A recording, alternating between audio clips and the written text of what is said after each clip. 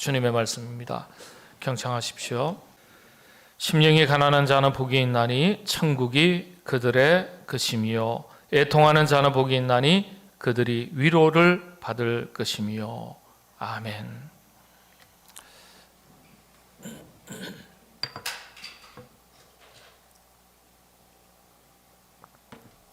질문을 드리겠습니다. 한번 생각해 보시죠. 있어야 되는데 혹 여러분 없는 것 있으십니까? 이거 꼭 있어야 되겠는데 이게 없어요. 또 말씀을 바꿉니다. 이건 없어도 되는데 이게 있구나. 치우지도 못하고 제대로 버리지도 못하고 바꾸지도 못하고 없어야 되는데 아주 뿌리 깊게 딱 버티고 자리 잡는 게 있구나. 있어야 될 것이 없고 없어도 될 것이 있는 것. 혹시 여러분 안에 이런 것들이 있으십니까? 한번 생각해 보시기를 바랍니다. 어떤 분이 이런 얘기를 했습니다. 산상수훈은 율법이 아니다. 산상수훈은 종교가 아니다.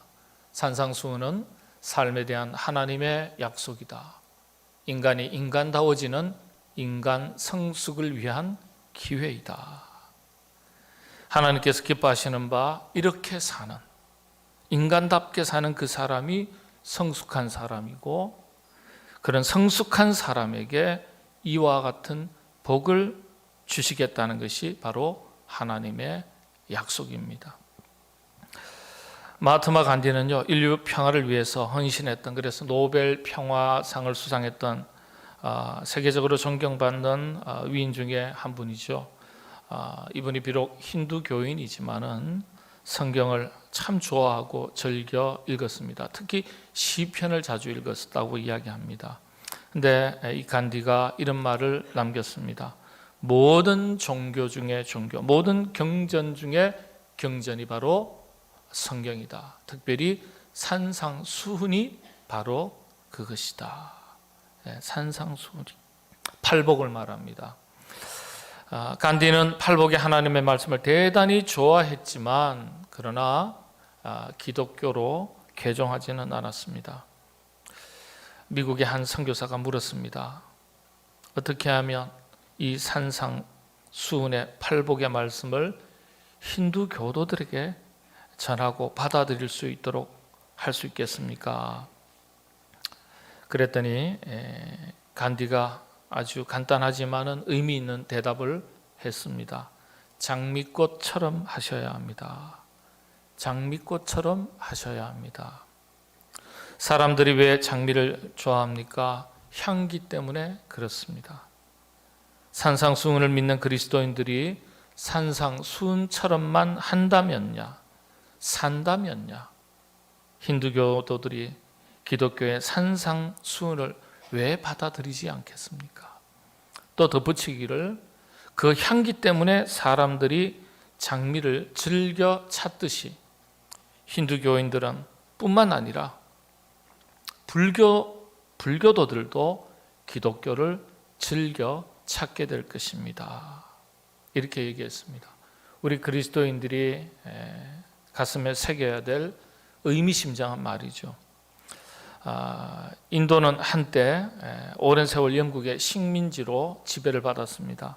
동인도 무역회사라는 조직을 만들어서 수많은 사람과 그 땅을 수없이 착취하고 고통을 주던 때가 있었습니다. 그런데 놀랍게도 그 일을 가장 앞장서서 했던 많은 사람들 중에 상당수가 그리스도인들이었습니다. 그래서 간디는 기독교 경전인 성경, 팔복의 말씀은 나무랄 데 없이 탁월하지만은 그 말씀을 믿는 그리스도인들의 삶에 대해서는 실망했다는 거예요. 하나님의 말씀이 아무리 탁월해도 예수 믿지 않는 사람들에게 설득력을 잃을 수밖에 없는 거죠. 배우는 것과 행동하는 것이 일치하지 않음을 간디가 지적한 것입니다. 배우기는 사랑을 배우고 용서를 배우고 겸손을 배우고 다 하지만 가난한 심령이 되는 것을 옳은 것이라고 배우지만, 그런데 그리스도인들이 사는 것은 그렇지 못한 거예요. 사는 것이 그렇지 못한 것을 그 착취할 때, 고통을 줄 때 그걸 본 거예요. 그래서 그런 말을 한 것 같습니다. 여러분, 세상 사람들은 교회와 하나님의 말씀에 대해서 실망하는 것이 아니라 그리스도인들에게 대해서 실망을 하는 겁니다. 우리가 예수 그리스도의 인격과 성품을 담는 것으로서 팔복이 인격과 성품에 있어서 성숙한 그리스도인됨의 복이라고 배우지만은 배운 대로 살지 못하면 스스로 부끄러운 사람이 될 수밖에 없습니다. 우리 모두 주님께서 가르쳐 주시는 바 복되신 주님의 그 인격과 성품을 팔복을 통해서 우리가 잘 배워서 주님을 닮아가는 신실한 그리스도인들이 다 되시기를 바랍니다. 오늘은 두 번째 복, 애통하는 자의 복의 의미를 살펴보겠습니다. 예수님께서는요, 팔복 이외의 말씀에서 우는 자, 슬픈 자, 고통받는 자, 병든 자, 상처를 안고 살아가는 자, 복이 있도다 이렇게 말씀하신 적이 없습니다. 그런데 팔복에서는 왜 애통하는 자 마카리오이 복이 있도다 이렇게 말씀하셨을까요? 의미가 있지 않겠습니까? 성경 원문에는 애통하는 자 복이 있도다, 애통하는 자 펜데오라는 동사를 썼어요. 원래 애통이라는 단어는 펜타인이라는 명사는 펜타인이라 그러는데 펜데오, 애통하는 자, 이 애통하는 자가 복이 있다. 그런데 이 펜타인, 펜데오라는 이 단어가 성경에 기록된 단어 중에서 사람의 슬픈 감정을 나타내는 모든 단어들 중에서 가장 깊이 있는 말이 이 펜타인, 애통하다, 펜데오라는 단어입니다. 원래 이 단어는요, 외부로부터 오는 고통, 탄식이 아니에요. 어떤 외부로부터 원인에 의해서 우리가 겪게 되는 또 표현하게 되는 애통이 아니에요. 오히려 우리 자신의 내면 세계로 인해서 그 원인의 출발점이 우리 자신의 내면 세계, 영적 세계에서부터 비롯되는 고통과 탄식을 의미합니다. 더 쉽게 말씀드리면 서두에 질문을 드렸듯이 있어야 하는데 없는 것 때문에 내 삶의 환경이 아니에요. 내 심령 가운데, 영혼의 세계 가운데, 신앙생활 가운데 정말 있어야 되는데 없는 것 때문에 가슴을 치는 거예요. 애통해하는 거예요. 그리고 없어도 되는데 내 심령 속에 말뚝처럼 박혀 있는 것, 이것 때문에 이거 버려야 되는데, 없어야 되는데 그것 때문에 자신의 가슴을 치면서 애통하는 것, 그런 애통이 이 펜타인, 펜데오라는 단어입니다. 자기 자신에 대해서 슬퍼하고 애통해하는 것을 말합니다. 사실 우리 그리스도인들은 이런 애통함이 있어야 돼요. 자기 자신에 대해서. 여러분 한번 생각해 보시죠. 여러분 안에 없어도 되는데 있는 것 어떤 것입니까? 한번 곰곰이 생각해 보세요. 도무지 내 영혼을 병들게 하고 나를 지치게 하고 나로 하여금 사람과 사람들 사이에서 분쟁을 일으키게 하고 관계를 파괴하게 하고 불화하게 하고 분노하게 하고 나를 시험 들고 병들게 하는 것, 나로 하여금 하나님의 말씀으로부터 멀어지게 하는 것, 신앙생활을 게으르게 하는 것, 영적으로 나태하게 하는 것이죠. 불순종하는 것, 불평하는 것, 이런 거 없어도 되잖아요. 시기하고 질투하는 것, 남을 비방하는 것, 비판하는 것, 죄와 허물들, 수많은 욕망과 욕심과 집착들, 애착들, 이런 것들이 잔뜩 쌓여 있는 것, 이런 거 없어도 되는데 있단 말이에요. 여기에 대해서 여러분들 가슴을 치면서 아파해 보셨습니까? 또 말씀을 바꾸면은 정말 이건 있어야 되는데 내 안에 없는 거예요. 부족한 거예요. 있다가도 사라지는 거예요. 확실하게 자리를 잡지 못한 거예요. 하나님 은혜와 사랑 앞에 감사하는 마음, 범사에 감사하라 하셨으니까. 믿음의 확신, 구원의 확신, 정말 우리가 세속의 수많은 꿈과 비전을 가지고 살아가는 사람들이 아니라 하나님께서 나에게 보여주신 거룩한 사명들 내 안에는 없는 거예요. 헌신된 삶의 내용이 없고요. 순종의 삶이 없고요. 이런 것이 7번이라도 용서하라 그랬는데 내 안에 용서하는 마음이 없고요.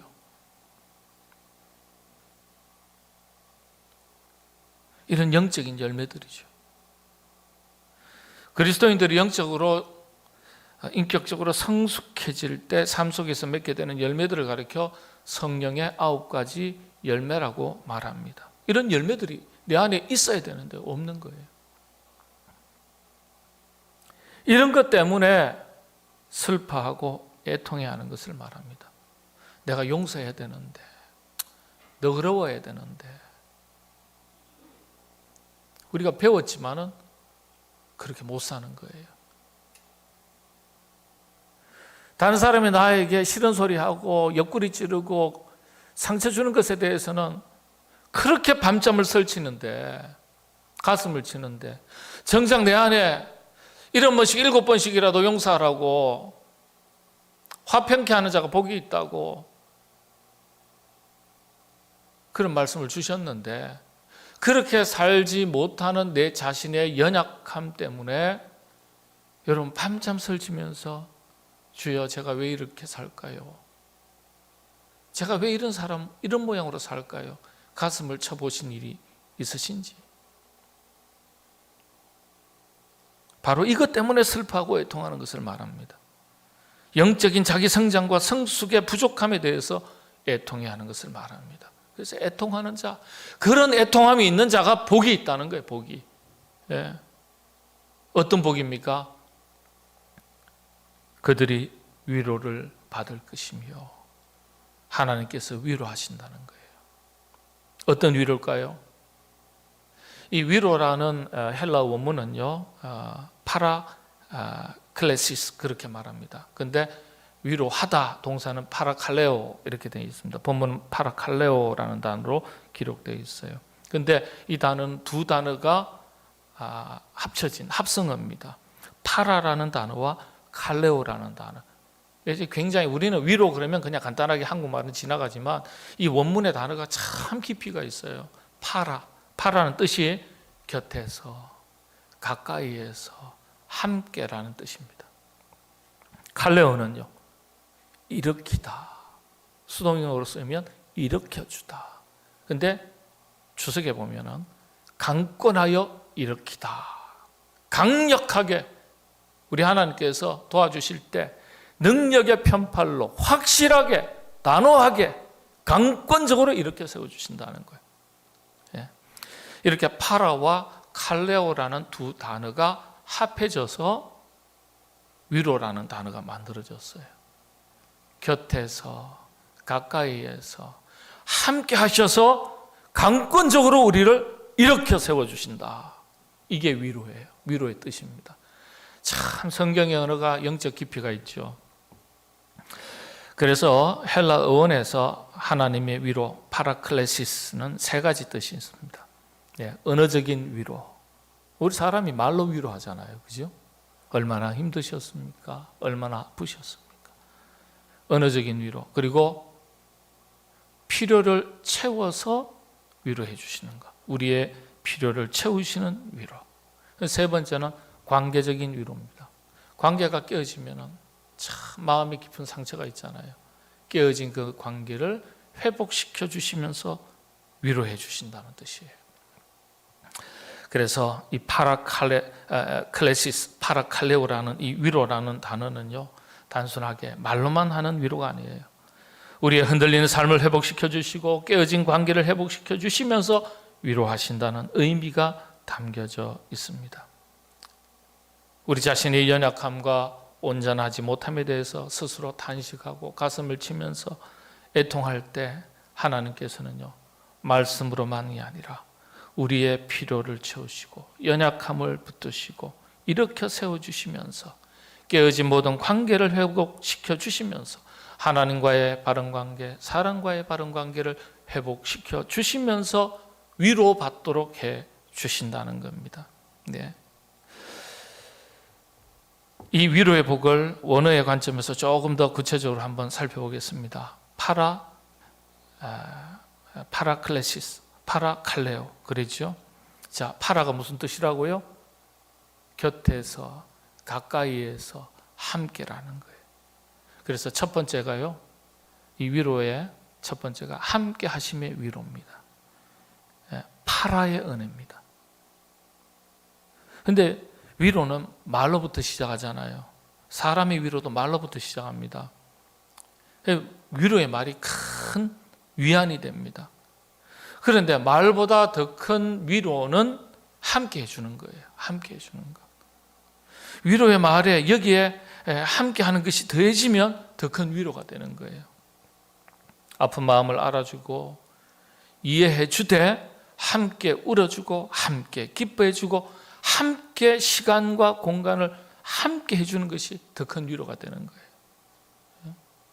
여러분, 사람도 함께 울어주고 함께 기뻐해 주는 사람이 진짜 아니겠습니까? 제가 11년 투병 생활할 때 초등학교 때요, 친구들은 체육 시간 되면은 다 교실 밖으로 나가서 운동해요. 근데 저는 운동을 할 수가 없어요. 여러분 그렇게 앉아있지만 저는 이 교실의 바닥에 판 하나 갖다 놓고, 자부동이라 그러죠. 방석, 예전 자부동 그랬는데 일본 말인가요? 한문인가요? 나 잘 모르겠어요. 자부동. 어릴 땐 그렇게 배웠어요. 방석을 놓고 앉아서 공부했어요. 제가 체육 시간 되면 다 나가요. 교실은 텅 비어 있고. 그게 그렇게 싫더라고. 이제 운동장에 나간다 하더라도 저는 나무 그늘 아래 벤치에 앉아가지고 친구들 다 뛰어넘는 모습을 봐야 되는 거예요. 어느 날은 제가 속상하니까 체육 시간에 자 우르르 다 나가는데 저는 안 나간다 그랬어요. 선생님께. 그거 보니까 속상하니까. 그래서 그냥 혼자 남아있는데 다 나가는데 한 친구가 안 나가고 제 곁에 오는 거예요. 왜 안 나가냐? 나 너랑 함께 있을게. 야, 너 혼자 있지 말고 내가 같이 있을게. 얼마나 고맙던지. 예. 제가 그 친구의 얼굴도 지금 희미합니다. 이름도 기억나지 않습니다. 근데 제가 죽을 때까지 그 친구 잊지 못할 것 같아요. 예. 그게 함께 하는 거예요.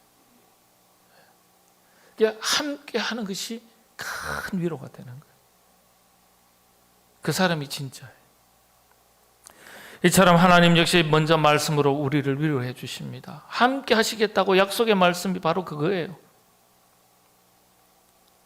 그런데 약속으로 그치지 않습니다. 사람들이 약속한 것도 안 지키지만은 하나님은 신실하신 하나님이시기 때문에 약속하신 대로 함께 해 주십니다. 여호수아에게 주신 말씀이 바로 그런 거 아니겠어요? 여호수아에게 주신 말씀이 여호수아에게만 주신 말씀이었습니까? 여호수아에게 이렇게 말씀을 해주셨습니다. 이 율법책을 내 입에서 떠나지 말게 하며 주야로 그것을 묵상하여 그 안에 기록한 대로 다 지켜 행하라. 그리하면 내 길이 평탄하게 될 것이며 내가 형통하리라. 내가 네게 명령한 것이 아니냐. 강하고 담대하라. 두려워하지 말며 놀라지 말라. 네가 어디로 가든지 내 하나님 여호와가 너와 함께 하느니라 하시니라. 너와 함께 하겠다. 너와 함께 하겠다. 약속의 말씀만 해도 큰 위로가 되는데, 힘이 되는데, 그런데 그 이후로 하나님은요, 여호수아가 가나안 땅을 밟고 그 땅을 정복하기까지 어디를 가든지 항상 그와 함께 하셨어요. 믿음의 놀라운 것은요, 믿음의 선조들의 이야기 속에 곳곳에 이 표현들이 너와 함께 하겠다, 너와 함께 하리라, 이 표현들이 성경 구절에 굉장히 많아요. 너와 함께 하리라.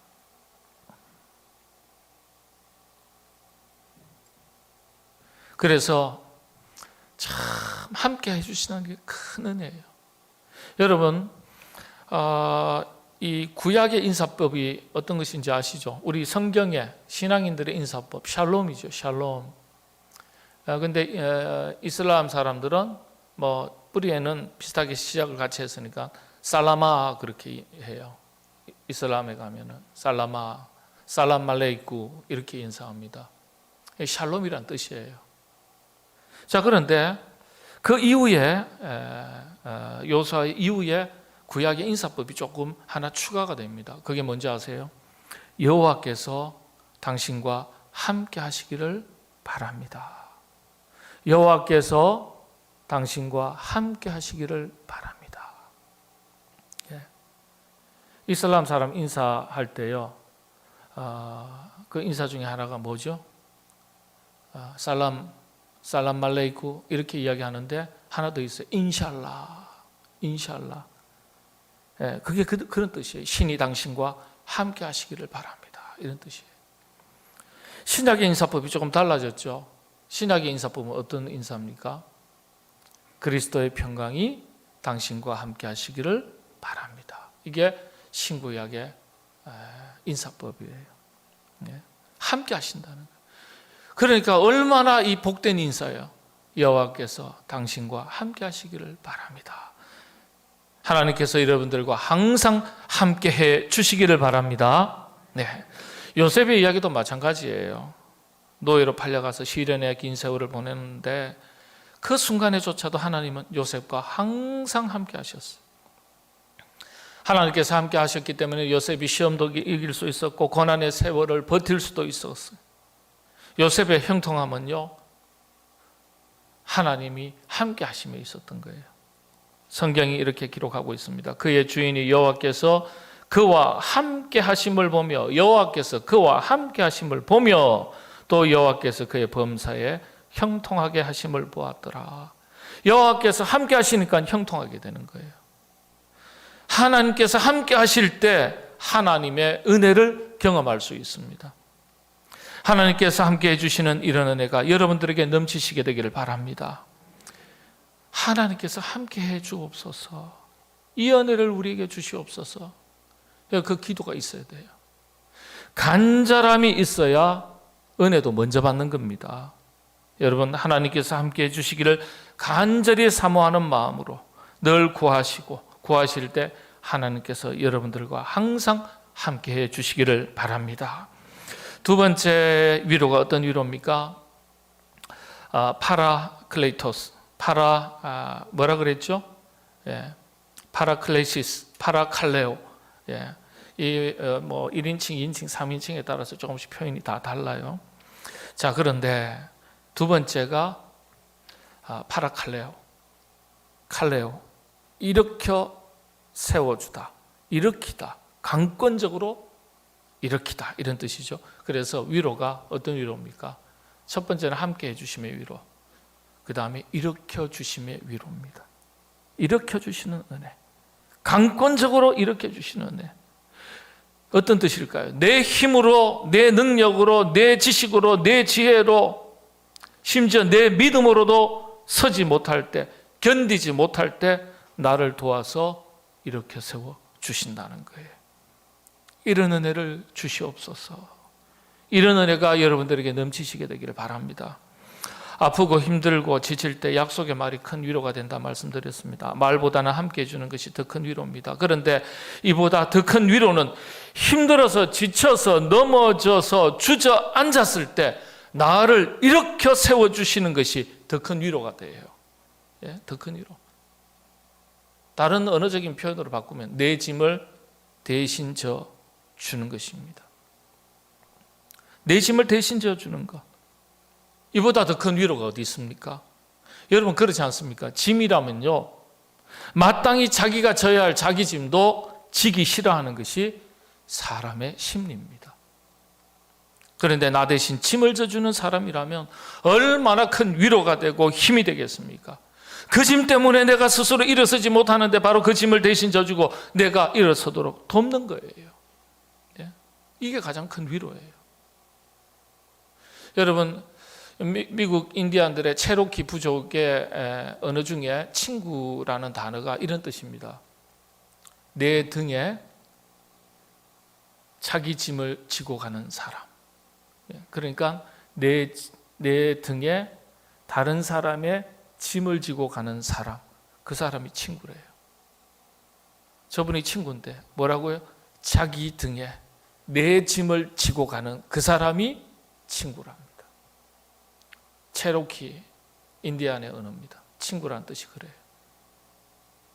근데 보니까요, 우리 주님이 그런 친구예요. 주님이 바로 그런 친구가 되어주세요. 요한복음서에 이렇게 되어 있습니다. 사람이 친구를 위하여 자기 목숨을 버리면 이보다 더 큰 사랑이 없나니 너희는 내가 명하는 대로 행하면 곧 나의 친구라. 친구가 되어주시겠다. 친구가 되어주셔서 일으켜주시는 거예요. 그러니까 세 번째 위로의 내용이 어떤 거라고요? 관계적인 위로입니다. 관계적인 위로. 네. 인간이기 때문에 절대로 해결할 수 없는, 넘어갈 수 없는 네 가지가 있는데 바운더리 시츄에이션이라고 그래요. 한계 상황이라고 그러죠.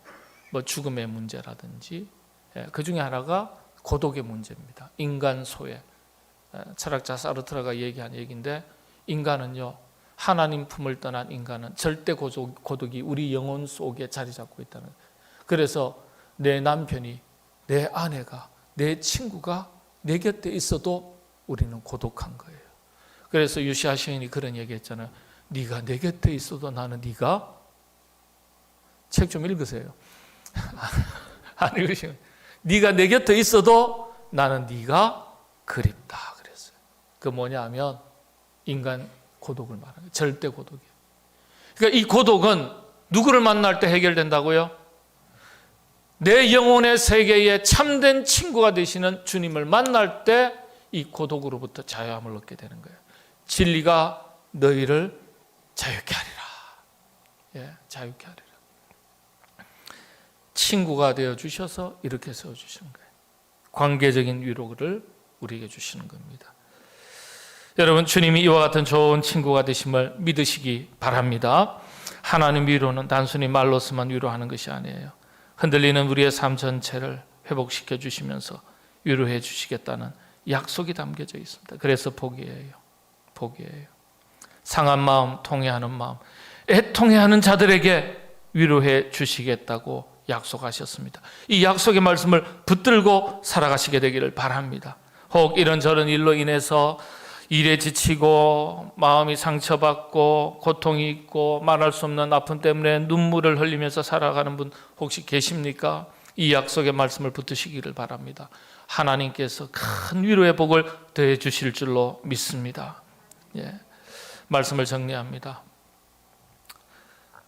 우리의 애통이 세상살이의 필요에 있고 없음에 비롯되는 애통함이 아니에요. 원통함의 애통함이 아니에요. 억울함의 애통함이 아니에요. 우리 자신의 허물과 연약함, 내 안에 있어야 될 것은 없고 없어도 될 것은 잔뜩 쌓아있고 내가 붙들어야 될 것은 붙들지 못하고 놓쳐야 되는 것, 놓아야 되는 것, 버려야 되는 것은 붙들고 살고, 그래서 우리 자신의 영혼의 세계에 연약함과 부족함을 보면서 하나님 앞에 애통해하는 것, 그 애통이에요. 하나님은 그런 애통함이 있는 사람, 애통함이 있는 공동체를 항상 위로하시고 이렇게 세워주시고 하나님의 역사에 높이 들어 사용하셨습니다. 대표적인 인물 중에 하나가 다윗이죠. 다윗이 지난날에 자신의 죄와 허물로 인해서 얼마나 애통했는지, 다윗의 시편 중에서 시편 51편이 애통함의 극치라고 말합니다. 가장 잘 표현된 시편이라고 말해요. 자신의 가슴을 치면서 드렸던 다윗의 애통하는 그 심령, 10절을 한번 보시죠. 그렇게 쭉 애통해하면서 가슴을 치면서 10절에 하나님 앞에 구합니다. 하나님이여 위로해 주시옵소서. 내 속에 정한 마음을 창조하시고 내 안에 정직한 영을 새롭게 하소서. 위로해 달라는 뜻이에요. 새롭게 해달라는, 깨끗하게 해달라는. 그런데 하나님께서 그렇게 애통해하는 다윗을 기뻐하셨습니다. 그 이후에 다윗이 하나님으로부터 큰 위로를 얻고 모든 것이 회복이 됩니다. 그래서 17절이 결론이에요. 다윗이 자신의 경험을 바탕으로 고백하는 거예요. 하나님께서 구하시는 제사는 상한 심령이라 하나님이여 상하고 통회하는 마음을 주께서 멸시하지 아니하시리이다. 위로해 달라는 거예요. 위로. 상하고 통회하는 심령. 여러분 마지막으로 이 설명만 드리겠습니다. 신약에서는 애통하는 자 그랬어요. 구약에서는 상하고 통회하는 심령이 원어로서는 같은 의미입니다. 상하고 통회하는 마음, 상하고. 여러분 상하다라는 히브리어가 샤바르란 말입니다. 근데 부서지고 찢겨졌다는 뜻이에요.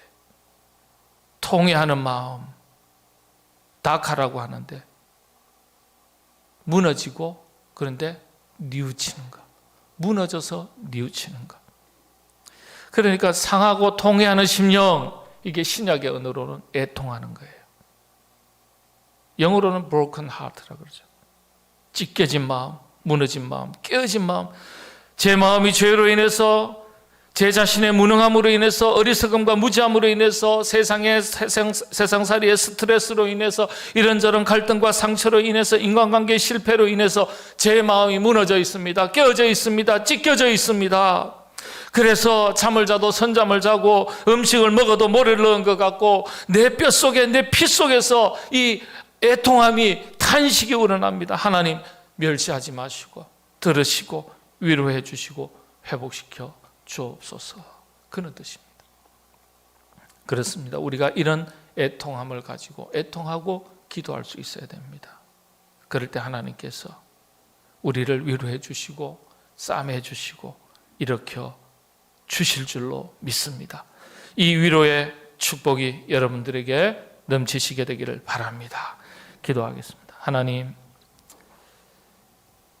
있어야 할 것이 없고 없어야 할 것, 버려야 할 것들을 잔뜩 쌓아두고 살아가는 우리의 어리석음을 불쌍히 여겨 주옵소서. 믿음의 선배가 애통했던 그 마음을 본받아 우리도 우리 영혼의 빈 마음, 깨끗한 마음이 되지 못한 것을 애통해야 할 때 하나님 친히 찾아와 주시고 함께해 주시고 위로해 주시고 싸매어 주시고 일으켜 세워 주시옵소서. 그리하여 우리의 삶이 온전한 삶이 되어 하나님께 영광, 우리에게 기쁨이 되는 삶이 되도록 회복시켜 주시옵소서. 예수님의 이름으로 기도하옵나이다. 아멘.